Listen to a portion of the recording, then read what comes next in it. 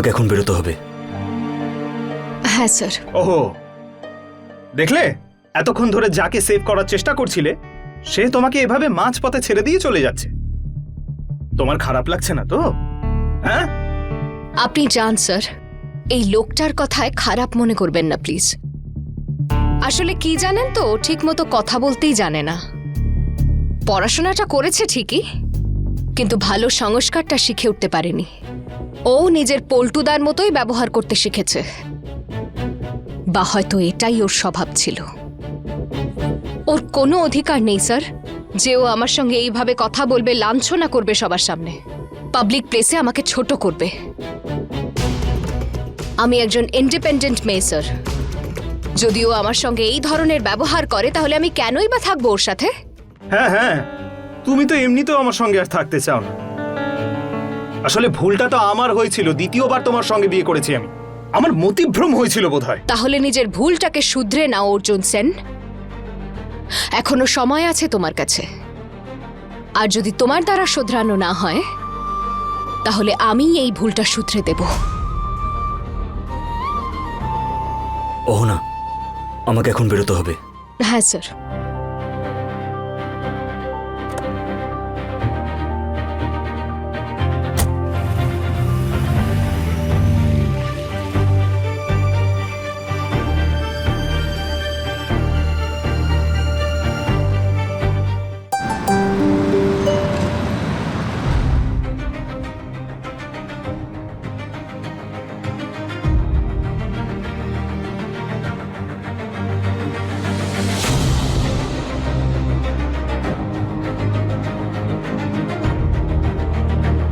মা, এই বাড়িতে আমি আজ পর্যন্ত শুধুমাত্র তোমার জন্যই ছিলাম,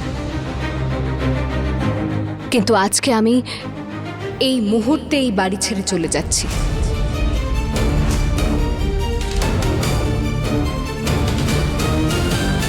আর তোমরা কেউ চিন্তা করো না, তোমাদের কাজের কোনো রকম ক্ষতি হবে না।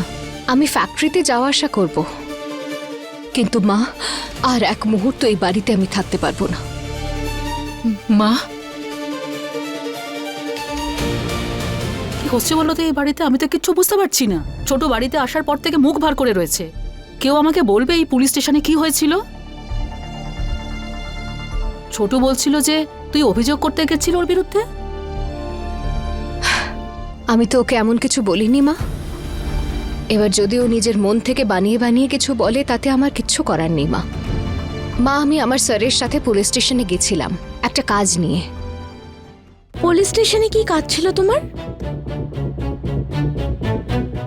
যদি আমি পুলিশ স্টেশনে নিজের কোনো কাজ নিয়ে যাই তাতে কি তোমার অসুবিধে আছে? না, আমার এতে কি অসুবিধা থাকতে পারে? বাড়ির বউ তুমি, তাই বাড়ির লোক তো তোমায় নিয়ে চিন্তা করবেই, তাই না? তারা তো জিজ্ঞেস করবেই যে পুলিশ স্টেশন কেন গেছিলে। নিজের স্বামীর এগেনস্টে কমপ্লেন করতে গেছিলে নাকি বাড়ির অন্য কোনো সদস্যের এগেনস্টে? তোমার এমনটা মনে হয় বুঝি যে এই পরিবারের কোনো সদস্যের বিরুদ্ধে কমপ্লেন করা যেতে পারে? কি এমন কাজ করে থাকতে পারে এই বাড়ির কেউ যার বিরুদ্ধে আমাকে পুলিশ কমপ্লেন করতে হবে? তুমি কি নিজের স্বামীর এগেনস্টে কমপ্লেন করতে গেছিলে? যদি আমি গিয়েও থাকি সেটা তোমায় কেন বলবো? তুমি আমার থেকে এত আশা করছো কেন যে আমি আমার সমস্ত কথা তোমায় বলবো? আরে, আমি এই বাড়ির সদস্য, জিজ্ঞেস করতেই পারি আমি তোমাকে। আচ্ছা, এই বাড়ির সদস্যরা কিছু নিয়ম মেনে চলে। তুমি কি মানো সেই নিয়মগুলো? যদি মানতে তাহলে সকাল সকাল কাউকে কিছু না বলে বাড়ির বাইরে বেরিয়ে যেতে না। এই বাড়ির সদস্যরা এমনটা করে না, তারা কাউকে না কাউকে বলে তারপর বেরোয়। তাহলে কি এই বাড়ির বাকি সদস্যরা তোমার মতো পরপুরুষদের সঙ্গে ঘুরে বেড়ায়? কে বলেছে গো তোমাকে যে আমি অন্য পরপুরুষের সঙ্গে ঘুরছিলাম? ফর ইয়োর কাইন্ড ইনফরমেশন, আমি আমার বসের সঙ্গে ছিলাম। আর তুমি কি করেই বা বলতে পারো যে আমি কোনো ইম্পর্ট্যান্ট কাজের জন্য বেরোইনি? এমন কি ইম্পর্টেন্ট কাজ ছিল সেটাই তো আমি জানতে চাইছি। তুমি হয়তো ভুলে যাচ্ছ যে তুমি এই বাড়িতে একদম নতুন। এখনো অতটাও তোমার জায়গা তৈরি হয়নি যে তুমি প্রশ্ন করবে। তুমি কি আমাকে এই বাড়ির সদস্য মনে করো না? আমার মানা বা না মানায় কি যায় আসে? এমনিতে একটা কথা বলবো তোমাকে, আমার কাছে না অনেক কাজ থাকে, যার কারণে আমি পুলিশ স্টেশনের আশেপাশে তো যেতেই পারি। এবার পুলিশ স্টেশনের বাইরে দাঁড়িয়ে থাকার মানে তো এটা হতে পারে না যে আমি পুলিশ স্টেশনেই গেছিলাম। তাই তুমি আগে ভালো করে খোঁজ নিয়ে নাও, তারপরে তুমি কথা বলতে এসো। আর যেসব লোকজন অকারণে রাগ দেখাচ্ছে তারা নিজেরাও গিয়ে খোঁজ নিতে পারে।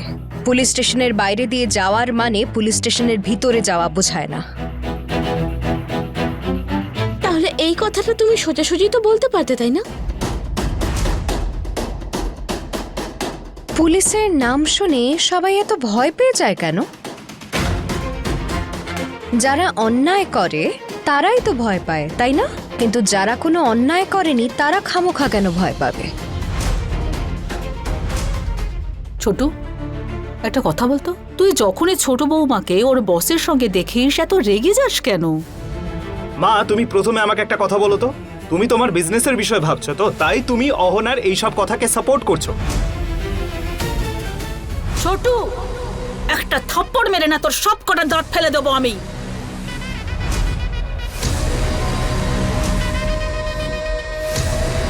রাগের মাথায় তুই যা ইচ্ছে বলতে পারিস? বাড়ি থেকে তোকে একদম বাইরে বার করে দেব।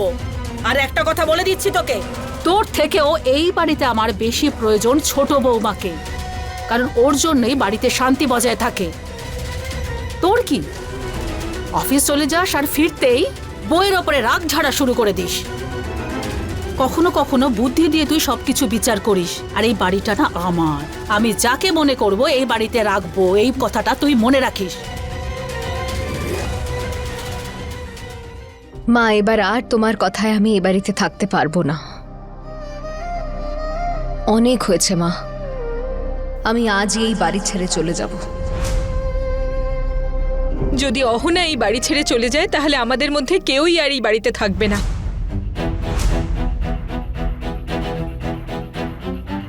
বৌদি, তোমরা যাবেটা কোথায়?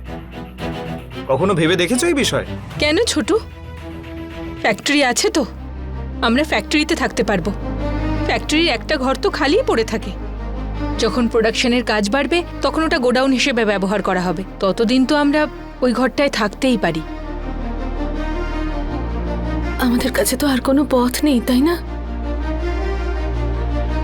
শুধু আমরা গলা তুলে প্রতিবাদ করতে পারি আর কি। তোমরা সবাই আমার সম্মানের ব্যাপারে একটুও ভাববে না? ও পাবলিক প্লেসে গিয়ে আমায় অসম্মান করছে, আমার সিনিয়রকে মারার হুমকি দিচ্ছে, লোককে ডেকে ডেকে বলছে ওনাকে মারার জন্য। উনি আমার বস। এত সবকিছু হয়ে যাওয়ার পরে আমি কেন এই বাড়িতে থাকবো, কেন ওর সঙ্গে থাকবো? আমার কি দায় পড়েছে তুমি বলো? কি নেই আমার কাছে? একটা অন্তত কারণ থাকবে আমার ওর সঙ্গে থাকার জন্য। এমনিতেও বস থাকলে তো স্বামীর আর প্রয়োজন পড়ে না, তাই না?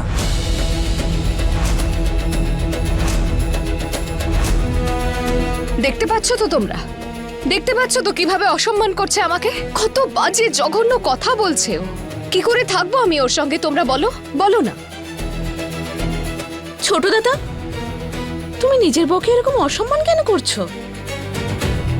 তাহলে সবাই মেনে নিয়েছো যে ভুলটা আমিই করেছি? কেউ অহনাকে এটা জিজ্ঞেস করবে না যে ও এমন কি করেছে যার জন্য ওকে আমি এইরকম কথা বলছি? আরে ও তো বলছে যে ও পুলিশ স্টেশন যায়নি। দেখো, ও পুলিশ স্টেশনে যাক বা না যাক, ওটা ওর ইচ্ছে। ও যদি যেতে চায়, আমার এগেইনস্টে কেস করতে চায়, তাহলে যাক না, আমার এতে কোনো ইস্যু নেই। কিন্তু অহনা, আমার প্রবলেম হলো এটা যে তোমার বস তোমার পিছনে পিছনে কেন ঘোরে সবসময়? আমার যা বলার ছিল আমি বলে দিয়েছি। এখন তোমার এই অহেতুক জঘন্য কথার আমার কাছে কোনো উত্তর নেই। মা, তুমি জানো তো ভুলটা না আমারই। আমার সব থেকে বড় ভুল হয়েছে আমি গলে গেছি। আমি তোমাদের বাড়িতে আবারও আসতে চেয়েছি, আর তার কারণ শুধু তুমি আর আমার এই দিদিরা। তোমরা এটা ভেবো না যে আমি ওকে ছাড়া থাকতে পারতাম না, মরে যেতাম। আমি এখনো আমার সারাটা জীবন কাটাতে পারবো ওকে ছাড়া। সে তো দেখতেই পাচ্ছি আমি। আর এমনিতেও আমি এমনি তো বলছি না, যা নিজের চোখে দেখেছি সেটাই বলছি। কি দেখেছো তুমি নিজের চোখ দিয়ে বলো তো? একবার আমার বসের সঙ্গে বসের গাড়িতে উঠতে দেখলে, আর আজকে অফিস আওয়ার্সের পরে আমরা কথা বলছিলাম, সেটাই তো দেখেছো তুমি। এর থেকে কি এটা প্রমাণ হয় যে আমার আর আমার বসের অন্যরকম সম্পর্ক? যদি আমার পরকীয়া থাকতো তাহলে কি আমি আমার শ্বশুরবাড়ির পাড়ায় এভাবে ওনার সঙ্গে ঘুরতে আসতাম, নাকি অন্য কোথাও যেতাম, যেটা তুমি জানতেও পারতে না? নিজের অভ্যেসটাকে বদলা। বাড়ির একটা ছেলে তো নিজের বউ থাকতেও তাকে ডিভোর্স দিয়ে অন্য একটা মেয়েকে বিয়ে করেছে। মেজো বৌমার চোখের দিকে তাকিয়ে কথা বলতে পারছি না আমি। মেজো বৌমার কাছে আর কোনো রাস্তা নেই, তাই এই বাড়িতে ওকে মুখ বুজে থাকতে হচ্ছে। কিন্তু আমার ছোট বৌমার এরকম অবস্থা নয়। ছোট বৌমার অনেক রাস্তা আছে আর ওর যোগ্যতাও আছে। আর তুই যদি এরকম করে ওর বারবার অপমান করিস না, ও এই বাড়িতে আর থাকবে না। এই কথাটা মনে রাখ। তুই না একটা কাজ কর, সবার সামনে আবার নিজের সম্মানটাকে নষ্ট করে দে। তাছাড়া ছোট বৌমাকে ভুল বুঝে ওর ওপরে তুই অনেক অত্যাচার করেছিস। বিয়ে করার পরেও ওর থেকে আলাদা হয়ে গেলি, ডিভোর্স হওয়ার পরেতেও আবার ওকে বিয়ে করে ঘরে আনলি, আর এখন আবার ভুল বুঝে ওকে দূরে সরিয়ে দিচ্ছিস। ব্যাস এই খেলাটাই খেলতে থাক তুই। যদি নিজের স্ত্রীর ওপরে এতটুকু তোর বিশ্বাস না থাকে, তাহলে স্বামী স্ত্রীর সম্পর্কটাকে বাঁচিয়ে রেখে লাভটা কি? আমিও ওকে এই কথাটাই বলেছিলাম মা, যদি ও আমাকে বিশ্বাস না করে, প্রতিবেশীদের সামনে আমায় অপমান করতে এতটুকুও যার আটকায় না, তাহলে আমি কেন শুধু শুধু এই সম্পর্কে নিজেকে আটকে রাখবো? ছোট দাদা আসলে তোমাকে খুব ভালোবাসে।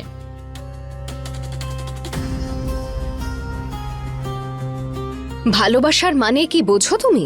আমি ভালোবাসার মানে কেন বুঝবো না? আরে সব মেয়েই ভালোবাসার মানে বোঝে। আর আমার তো সবে সবে বিয়ে হয়েছে, আর ও আমায় অনেক বেশি ভালোবাসে। তাহলে আমি কেন ভালোবাসার মানে বুঝবো না?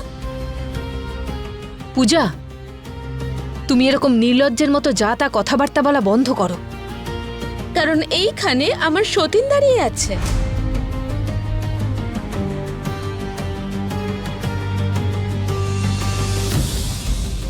মেজো বৌমা, মেজো? শোনো। মেজ দিদি,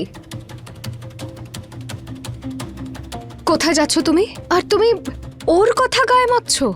ও যে কথাটা বলছে তার জন্য ওর নিজের লজ্জা পাওয়া উচিত। আর এমনিতেও ও যা বলছে সেটা একটুও সত্যি নয়। সত্যি নয় মানে? কোনটা সত্যি নয় অহনা? ও থাকুক সুখে ওর স্বামীর সাথে, দুজন দুজনকে প্রচুর ভালোবাসুক, কিন্তু কিন্তু আমি ও নিজের স্বামীর সঙ্গে খুশি নেই দিদি।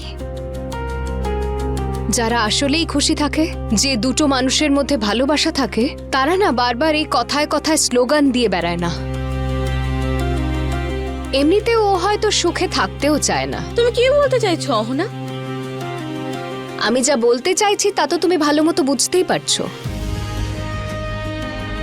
না হলে বিয়ের রাতে কেউ কি করে বলতে পারে যে সে 6 মাসের জন্য ব্রত রেখেছে?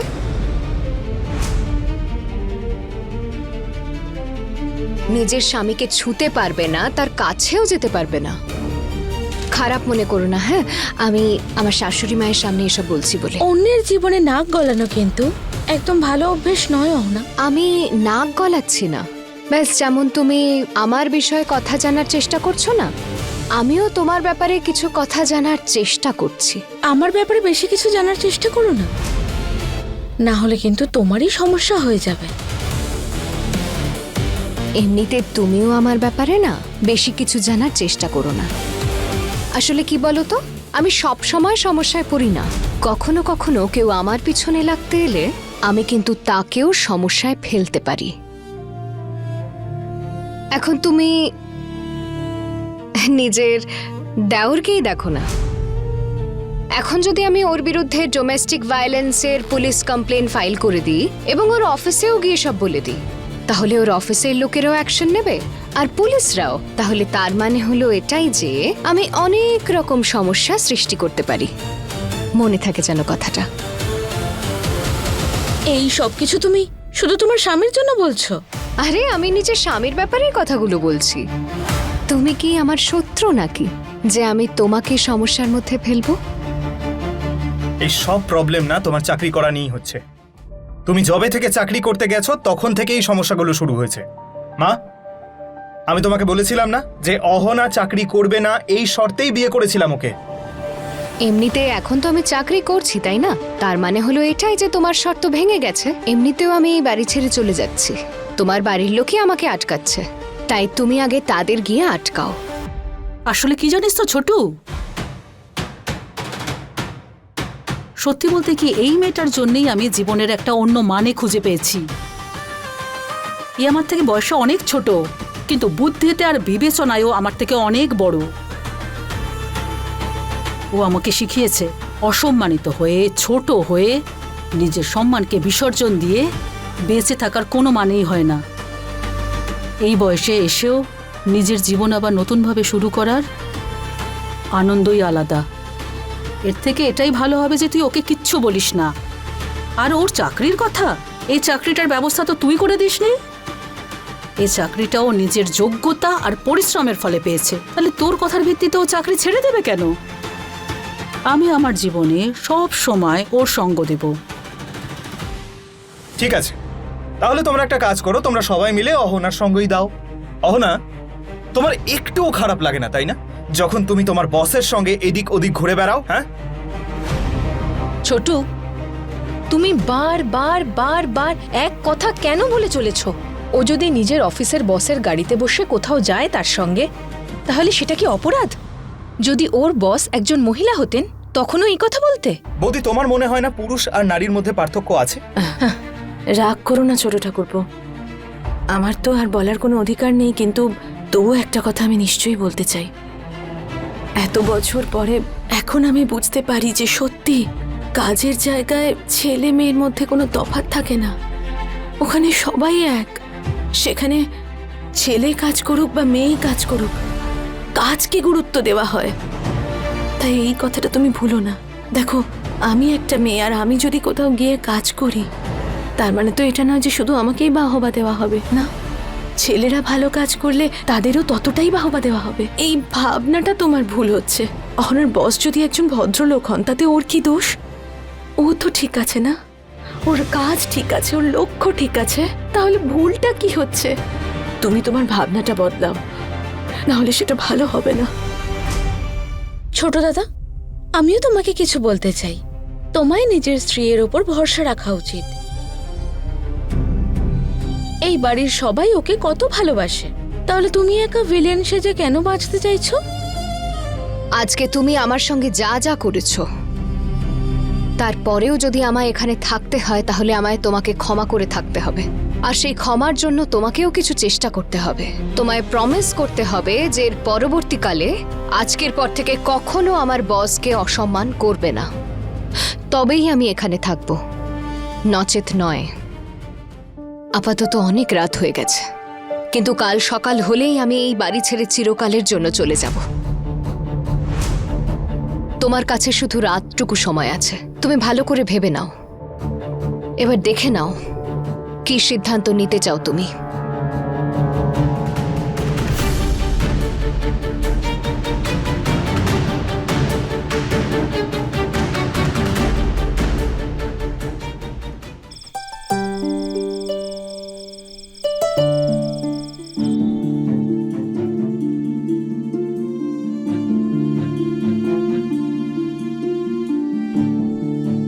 অহনা, তুমি সময়টা দেখেছো?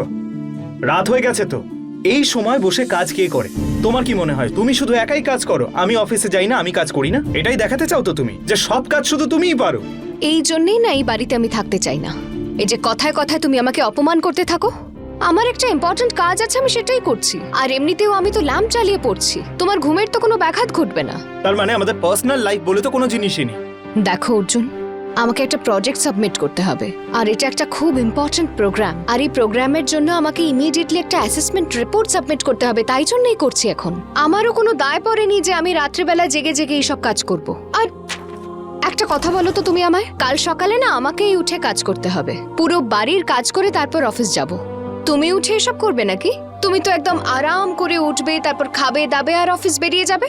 সেই সুখ তো আর আমার কপালে নেই না। তাহলে এটা তো একটা নর্মাল বিষয়, তাই না? আমি যদি মেয়ে হতাম তাহলে আমিও তো সেম কাজই করতাম। ছেলে মেয়ের মধ্যে এক্স্যাক্টলি কি পার্থক্য বলতে পারবে? না না, একবার বুঝিয়ে দাও আমাকেও, কি এমন পার্থক্যটা আছে যার জন্য মেয়েদের এই সমস্ত কাজ করতে হবে আর ছেলেরা না করলেও চলে যাবে? আবার শুরু করে দিলে তো তুমি তোমার নারীবাদী ভাষণ। কে শেখাচ্ছে বলো তো তোমাকে? ওহ, অফকোর্স তোমার বস, উনি হয়তো শেখাচ্ছেন। এবার থামো অর্জুন। তুমি শুধু শুধু স্যারকে নিজের কম্পিটিটর বানিয়ে এসব কথা বলছো, কিন্তু তোমার আর ওনার মধ্যে কোনো কম্পিটিশন নেই, এটা বুঝতে পারছো না কেন? আর জাস্ট বিকজ আমি একজন মেয়ে বলে তোমার কোনো অধিকার নেই তুমি আমার সঙ্গে এইভাবে কথা বলবে। এমন কি করেছি আমি যার জন্য তুমি আমার সঙ্গে এইভাবে ব্যবহার করছো?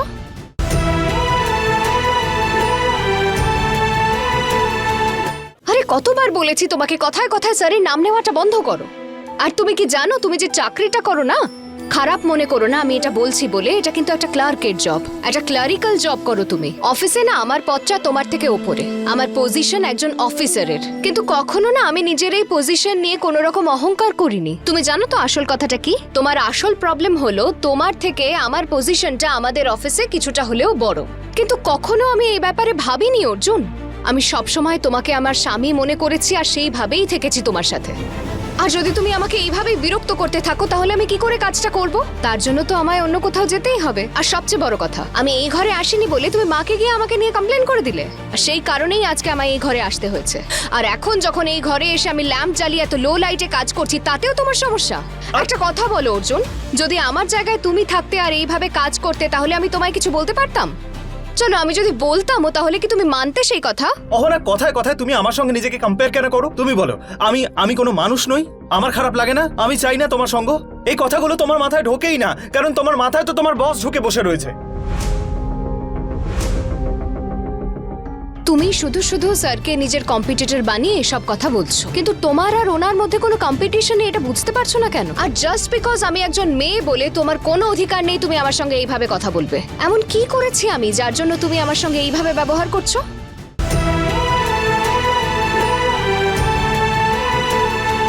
তুমি শুধু শুধু স্যারকে নিজের কম্পিটিটর বানিয়ে এসব কথা বলছো, কিন্তু তোমার আর ওনার মধ্যে কোনো কম্পিটিশন নেই, এটা বুঝতে পারছো না কেন?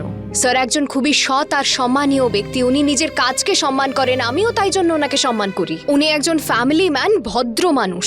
আর জাস্ট বিকজ আমি একজন মেয়ে বলে তোমার কোনো অধিকার নেই তুমি আমার সঙ্গে এইভাবে কথা বলবে। এমন কি করেছি আমি যার জন্য তুমি আমার সঙ্গে এইভাবে ব্যবহার করছো? বলো। আচ্ছা আচ্ছা, লাইটটা বন্ধ করে দেবে প্লিজ? আমায় একটু কাজ করে নিতে দাও, আমি লাইট অফ করে দেবো তারপরে। অহনা, আমি ঘুমোতে পারবো না, এভাবে লাইট জ্বললে আমি ঘুমোবো কিভাবে? আরে তো অন্যদিকে মুখ ঘুরিয়ে একটু শুয়ে পড়ো না তুমি, প্লিজ। দেখো, এমনিতেই এত কথা বলে তুমি আমার অনেকটা সময় নষ্ট করে দিয়েছো। একটাও কাজ করে উঠতে পারিনি আমি এখনো।